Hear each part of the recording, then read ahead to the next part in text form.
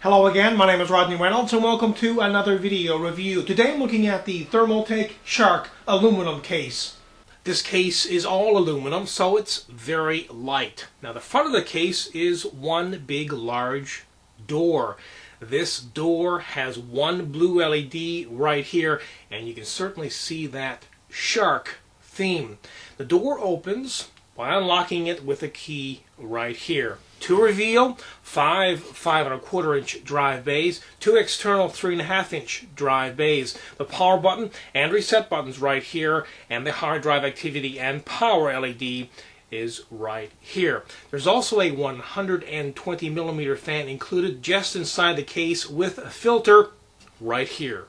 At the front right bottom of the case, there's 2 USB ports, a FireWire port, as well as a microphone and headphone jack. There are also 2 feet on each side of the case for stability. While the right side panel doesn't have any ventilation holes, the left side panel has this very interesting design. Now this is not a plexiglass window.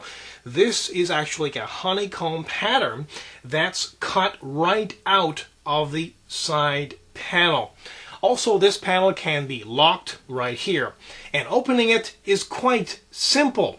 You just remove the 2 thumb screws that are at the back, then push this lever forward, and it comes off quite easily, and it goes back just as quickly. At the back of the case, at the very top, is where the power supply gets installed. They include a 120mm blue LED fan and an I/O shield plate. Down right here are the 7 expansion slots, and they include 2 thumb screws for the left side panel. Inside the case, there's plenty of room to work, and the motherboard tray is removable. As I mentioned before, there are 5 external 5.25 inch drive bays at the top front, as well as 2 external 3.5 inch drive bays. There are also 5 internal 3.5 inch drive bays right here. Now, installing cards here in the expansion slots is a toolless operation. I'll show you how that works in a second. However, you do need a screwdriver and screws when installing drives into both the 5.25 and 3.5 inch drive bays. Installing a hard drive is quite easy. First of all, remove this. This will get installed on the bottom of the hard drive. Notice the 4 rubber mounts. Once it's on the hard drive, simply slip the hard drive into place like so. Now removing this is quite easy as well. Push in on either side and pull it out.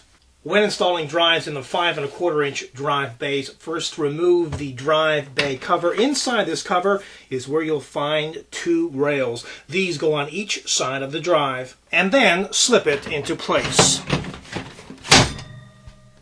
Installing or removing cards in the expansion slots is also a very simple operation. You'll first need to remove this bar by pressing right here and pulling it off. Once that's off, slip the card or cards into place, then put the bar back and snap it down. I want to come back to this 120mm fan, which has a filter which is at the front bottom of the case. It has a problem. The problem is the filter is too close to the fan and it scrapes. I'll turn on the fan so you can hear what's happening. The only real solution to this is to remove the front panel. This will take some time, and then of course remove the filter. And now have a listen to the 2 fans that are included with this case.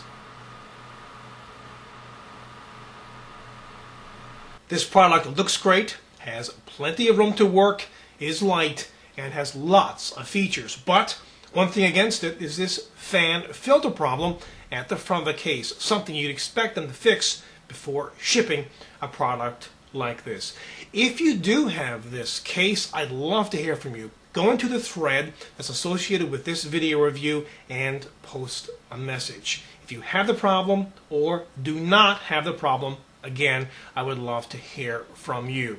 I suspect this problem will be resolved very soon, and certainly upon new shipments of this case to customers. Now, of course, you saw me fix the problem, take off the filter, but I did discover something else when I put the front back on.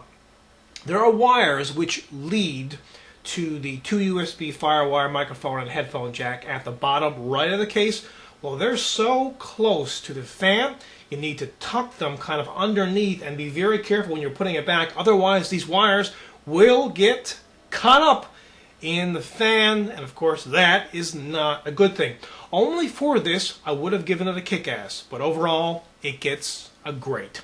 Again, my name is Rodney Reynolds. This has been another video review. Be sure to check back very soon. I will have a brand new one for you then. Also, pop into my website at www.3dgameman.com. And while you're there, you can go into the forums and register. And remember, registration is completely free. Also, keep in mind, you can find out a lot more on this product in the forums. And as a final note, if you love watching my video reviews, please help support 3dgameman.com. Until next time, take care.